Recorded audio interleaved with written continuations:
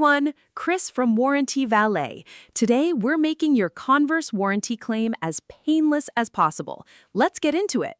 Click the link in the description or search Warranty Valet online and find our Converse page. Real quick, scroll down and read the What's Covered and What's Not Covered section before jumping in. Worth 30 seconds of your time, trust me. And if you're new here, smash that subscribe button. We cover warranty claims across loads of brands, so you're never left figuring it out alone. Want the easiest route? Just hit Submit a Warranty Claim on our page.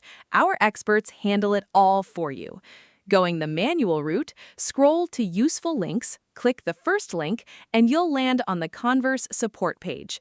Click on How do I return my Converse.com order, then hit the Make a Return button. You'll be taken to the Start a Return page. Just enter your order number and email address, and you're all set. And if that feels like a lot, remember, we at Warranty Valet can handle all of this for you. Any issues at all, just reach out. We've got you. See you in the next one.